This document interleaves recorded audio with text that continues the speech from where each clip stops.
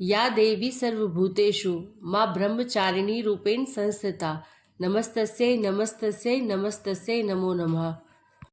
आप सभी को शारदीय नवरात्रि की हार्दिक शुभकामनाएं।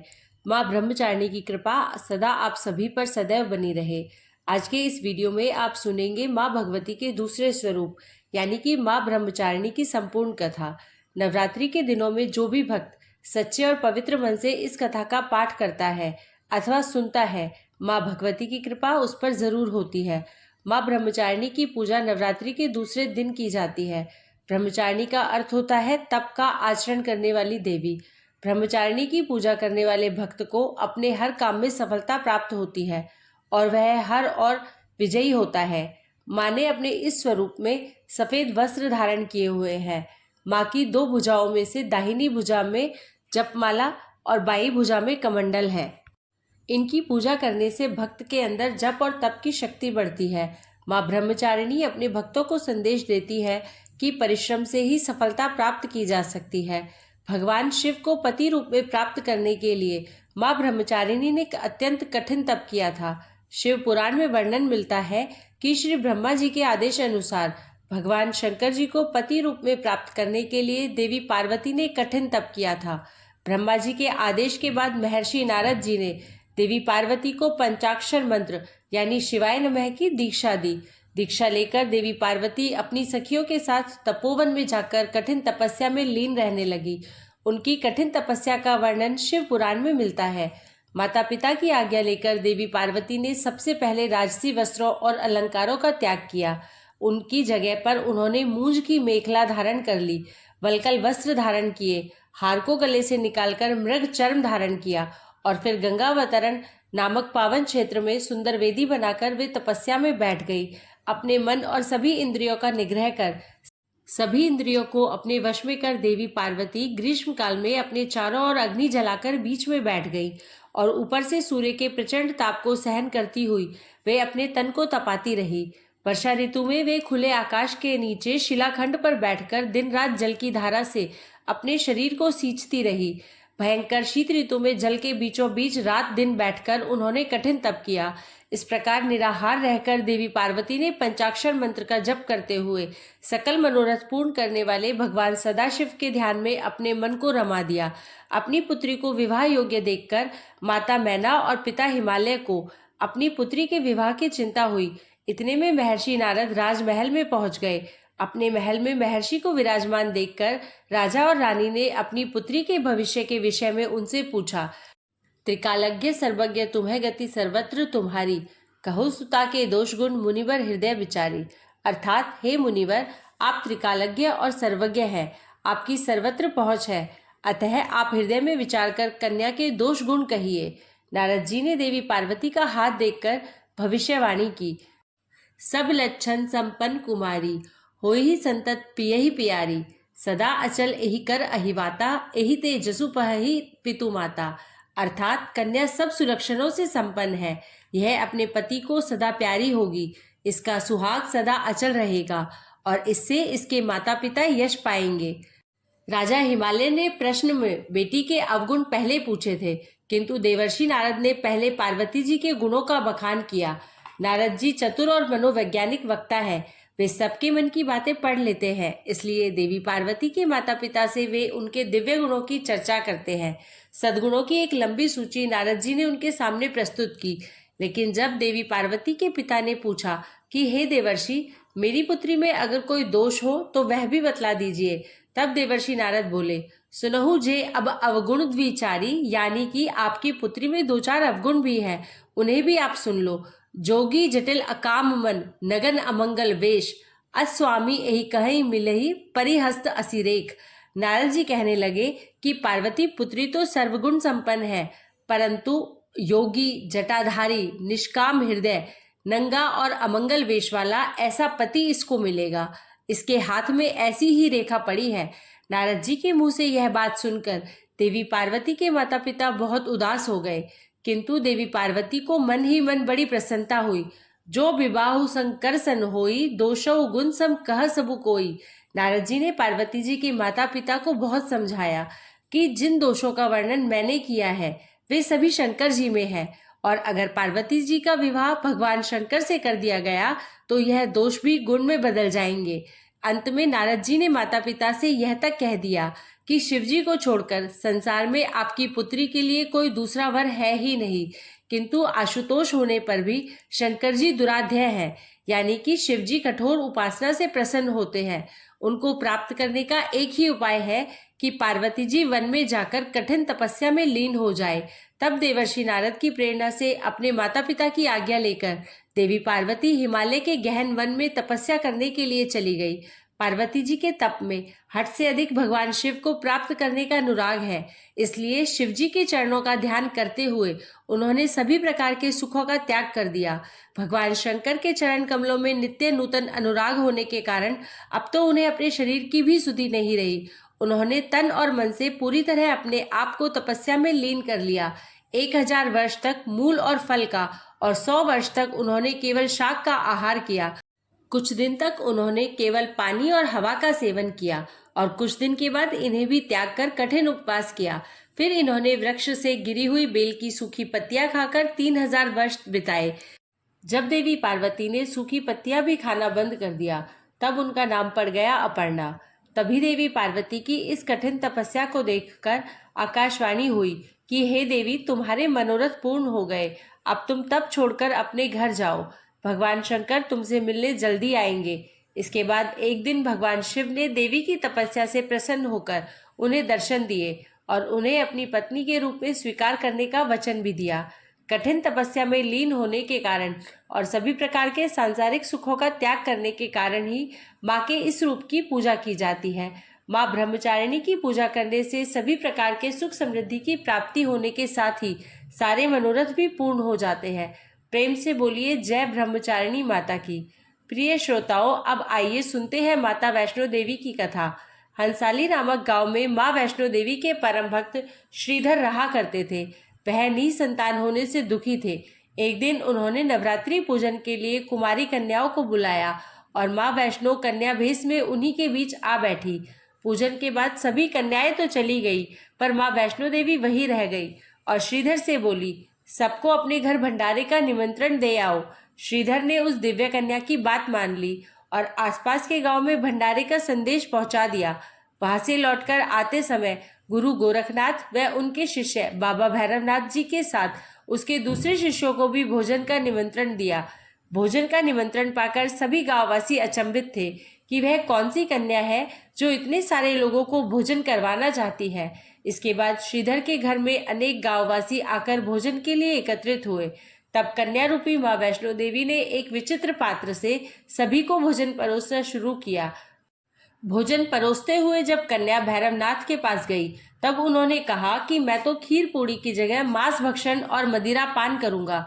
तब कन्या रूपी माँ ने उसे समझाया कि यह ब्राह्मण के यहाँ का भोजन है, इसमें मांसाहार नहीं किया जाता। किंतु भैरवनाथ जानबूझकर अपनी बात पर अड़ा रहा। अब भैरवनाथ ने उस कन्या को पकड़ना चाहा, तब माँ ने उसके कपट को जान लिया। माँ ने वायु रूप में बदलकर त्रिकूट पर्वत की ओर उड़ चली। भैरवनाथ जी उनके पीछे चले गए। माना जाता है कि माँ की रक्षा के लिए पवन पुत्र हनुमान भी वहां मौजूद थे। मान्यता के अनुसार उस वक्त श्री हनुमान जी माता की रक्षा के लिए उनके साथ ही थे।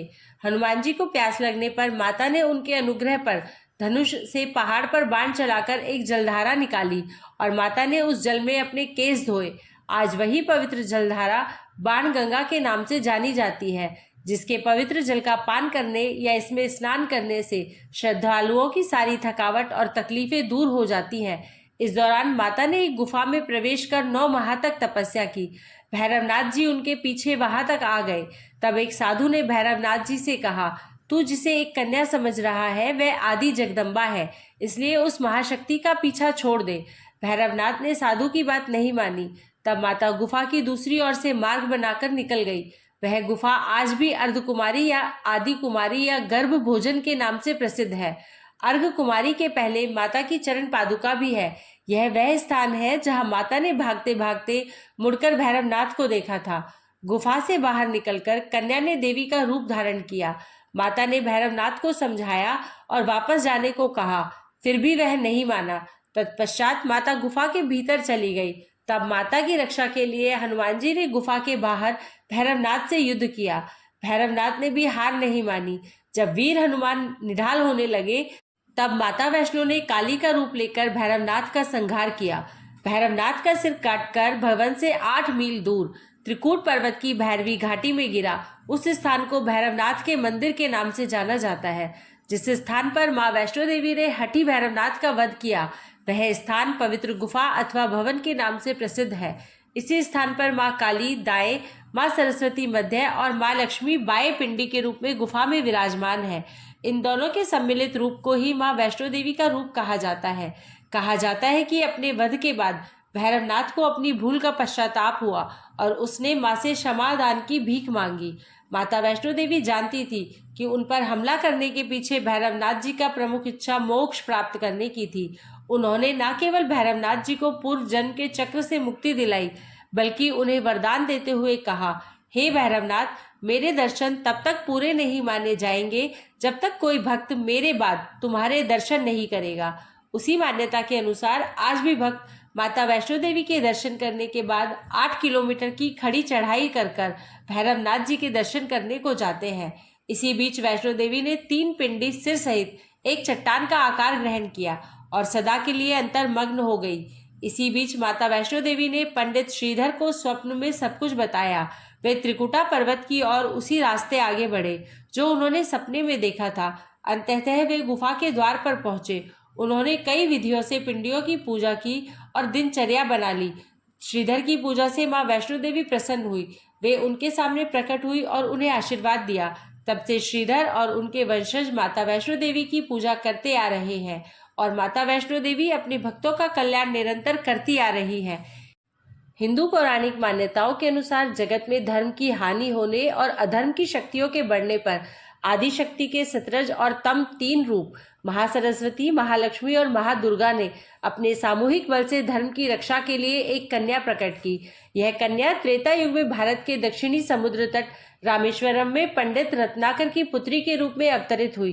कई साल से संतानहीन रत्नाकर ने बच्ची को त्रिकुटा नाम दिया, परंतु भगवान विष्णु के अंश से प्रकट होने के कारण वैष्णवी नाम से विख्यात हुई। लगभग 9 वर्ष की होने पर उस कन्या को जब यह मालूम हुआ कि भगवान विष्णु ने इस भूलोक में भगवान श्री राम के रूप में अवतार लिया है, तब वह भगवान श्री राम को पति मानकर उनको पाने के लिए कठोर तप करने लगी। जब श्री रामचंद्र जी सीता हरण के बाद सीता जी की खोज करते हुए रामेश्वर पहुंचे, तब उन्होंने समुद्र तट पर ध्यान मग्न कन्या को देखा। उस कन्या ने भगवान श्री रामचंद्र जी से पत्नी के रूप में स्वीकार करने को कहा। भगवान श्री रामचंद्र जी ने उस कन्या से कहा कि उन्होंने इस जन्म में सीता से विवाह कर एक पत्नी व्रत का प्रण लिया है, किंतु कलयुग में मैं कल्कि अवतार लूंगा और तुम्हें अपनी पत्नी के रूप में स्वीकार करूंगा। इस समय तुम हिमालय स्थित त्रिकूट पर्वत की कंदरा में जाकर तप करो और भक्तों के कष्ट और दुखों का नाश कर जगत कल्याण करती रहो। जब श्री रामचंद्र जी ने रावण के विरुद्ध विजय प्राप्त किया, तब मां ने नवरात्र मनाने का निर्णय किया। इसलिए उक्त संदर्भ में लोग नवरात्र के 9 दिनों की अवधि में रामायण का पाठ करते हैं। श्री रामचंद्र जी ने वचन दिया था कि समस्त संसार द्वारा मां वैष्णो की स्तुति की जाएगी और त्रिकुटा वैष्णो देवी के रूप में प्रसिद्ध होंगी और सदा के लिए अमर हो जाएंगी। तो प्रेम से बोलिए जय माता वैष्णो देवी, जय भैरव बाबा की। प्रिय श्रोताओं, अब आइए सुनते हैं माता रानी की दूसरी कथा। एक राजा और एक रानी थे। बहुत दिनों तक उनके कोई संतान नहीं हुई। कई जप तप करने के बाद कई सालों बाद उन्हें एक संतान की प्राप्ति पुत्र रूप में हुई। अब राजा और रानी बहुत खुशी से अपना राजपाट संभालने लगे। कई दिनों तक ऐसा ही चलता रहा। देखते देखते पुत्र 4-5 साल का हो गया। एक दिन की बात है, रानी दोपहर में बच्चे के साथ सो रही थी और बच्चे की नींद खुल जाती है। वह उठकर बाहर की ओर जाने लगा, क्योंकि उसे बाहर जाने नहीं दिया जाता था। तो वह माँ को सोता देखकर उसके मन में बाहर जाकर अपनी उम्र के बच्चों के साथ खेलने की इच्छा हुई और वह छिपकर बाहर चला गया। वह खेलते खेलते बहुत दूर चला गया और किसी दूसरे गांव में जा पहुंचा। इधर जब रानी की नींद खुली तो वह बच्चे को अपने पास ना देखकर बहुत हैरान हुई। फिर बच्चे की खोज भी शुरू की गई। बहुत प्रयास करने के बाद भी सफलता हासिल नहीं हुई, अर्थात बच्चा नहीं मिला। अब राजा रानी फिर से दुखी हो गए। अब वह बच्चा उस गांव में एक ग्वाले के घर पहुंचा तो ग्वाले ने उससे पूछा, हे पुत्र, तुम कहाँ से आए हो? तो वह बच्चा अपने बारे में कुछ बता नहीं सका, क्योंकि वह बहुत छोटा था, उसे कुछ पता भी नहीं था। वह केवल बच्चों के साथ खेलते खेलते दूर चला गया था। ग्वाले ने कहा, जब यह बच्चा अपना नाम नहीं बता पा रहा है तो इसे अपने पास रख लो। जैसे तुम्हारे 2 बच्चे हैं वैसे ही यह तीसरा रहेगा। अब इधर वह बालक ग्वाले के बच्चों के साथ घुल मिलकर खेलने लगा और कुछ दिन बीत भी गए। एक दिन ग्वाले की नज़र उस बच्चे के हाथ पर पड़ी। उसने देखा कि उसके हाथ में किसी का नाम लिखा हुआ है, तो वह बच्चे से पूछा, पुत्र, यह किसका नाम लिखा है? तो उस बच्चे ने कहा, यह हमारे पिताजी का नाम लिखा है। तो ग्वाले ने कहा, हम आपके पिताजी का नाम ढूंढते हुए घर पर चलेंगे। अब देखिए, इधर जब राजा शिकार पर निकल जाते हैं तो रानी रोज अपने बच्चे को इधर उधर ढूंढती है, क्योंकि माँ का हृदय था। वह दिन भर तड़पती अपने बच्चे की याद में इधर उधर बाग बगीचे में देखती कि कहीं मेरे बच्चे का कोई संदेशा आ जाए। रानी यही सोचती कि इतने बाद एक संतान हुई थी, वो भी मैंने लापरवाही से गंवा दी। अब रानी एकदम निराश होकर एक गांव में पहुंची। वहां उसने देखा कि कुछ औरतें मिलकर देवी माता की पूजा कर रही थी। तो रानी भी वहां जाकर बैठकर पूरी पूजा देखती है और पूजा के दौरान माता रानी की कथा को बहुत मन लगाकर सुनती है। पूजा खत्म हो जाने के बाद सारी सुहागनें रानी को प्रसाद देती हैं। तब रानी ने पूछा, बहन, आप किसकी पूजा कर रही है? हमको भी बताइए। तब सभी सुहागनों ने कहा, हम माँ भवानी, माँ दुर्गा की पूजा कर रहे हैं। माता बहुत ही दयालु है। वह अपने भक्तों के संकट को क्षण भर में दूर कर देती है और आपकी मनोकामनाएं तुरंत पूरी हो जाती है। बस ध्यान करने वाली बात यह है कि जब आपकी मनोकामनाएं पूरी हो जाए तो तुरंत ही माँ देवी की पूजा करें। आप जो मन्नत मांगती है उसे पूरा करें। मनोकामना पूर्ण होने के बाद माता रानी की पूजा तुरंत ही कर लेना चाहिए, उन्हें टालना नहीं चाहिए। रानी ने अपने मन में सोचा कि अगर माँ भवानी, माँ दुर्गा ने हमारा बच्चा सकुशल वापस हमारे पास पहुँचाया तो हम भी इसी तरह से सभी सुहागनों के साथ माता रानी की पूजा करेंगे। उधर रानी का यह मन्नत मान लिया गया। इधर ग्वाला बच्चे को लेकर उसके पिता की तलाश में निकल पड़ा। वह कई जगह ढूंढते हुए काफी देर बाद गांव के किनारे पहुंचा तो एक व्यक्ति से पूछा कि भैया, इस नाम के व्यक्ति को क्या आप जानते हैं? तो उस आदमी ने बताया, हाँ भैया, यह हमारे राजा का नाम है। उनका पुत्र खो गया है। क्या यह उन्हीं का पुत्र है? यह बताकर ग्वाला को घर का पता बताया। ग्वाला जब बच्चे को लेकर राजा के द्वार पर पहुंचा तो राजा रानी ने अपने बच्चे को देखकर लिपट कर रोने लगे और बार बार ग्वाले का धन्यवाद करने लगे। तो राजा ने पूछा, भाई, आपने इसको कहाँ से पाया? तो ग्वाले ने बताया, राजा साहब, यह बालक घूमते घूमते हमारे गांव घर आ पहुंचा था। तब हमने इससे इसका पता पूछा। बालक कुछ भी बता ना सका। एक दिन खेलते खेलते जब मेरी नज़र इसके हाथ पर गई तो उस पर नाम लिखा हुआ था और उसी नाम के सहारे हमने इसको आप तक पहुंचाया है। प्रिय भक्तगणों, रानी की खुशी की सीमा न थी। रानी ने राजा से कहा, ग्वाले को खूब धन दौलत देकर विदा कीजिए। लेकिन ग्वाले ने कुछ नहीं लिया और कहा, जितनी खुशी आपको है अपना पुत्र पाकर, उतनी खुशी मुझे भी है कि मैंने आपकी धरोहर को आप तक पहुंचाया है। अंत में राजा ने ग्वाले को धन देकर विदा किया। अब रानी को तुरंत याद आया कि उन्होंने माता रानी की मन्नत मानी थी, उनकी पूजा करने का और नवरात्रि का व्रत करने का। रानी ने राजा से कहा, हमने माँ दुर्गा की मन्नत मानी है, हमें नवरात्रि का व्रत करना है, हम नवरात्रि का व्रत करेंगे। नगर के कुछ स्त्रियों को निमंत्रण दीजिए और तुरंत माँ भवानी की पूजा कीजिए। रानी ने तुरंत माता की पूजा करने वाली सारी सामग्री इकट्ठी करवाई। माता रानी की पूजा विधिवत की गई। सभी सुहागनों ने मिलकर माता रानी की विधिवत पूजा की और माँ भवानी दुर्गा माता का गीत गाया। जिन सुहागनों को माता रानी की कथा आती थी उन्होंने माता रानी की कथा सुनाई।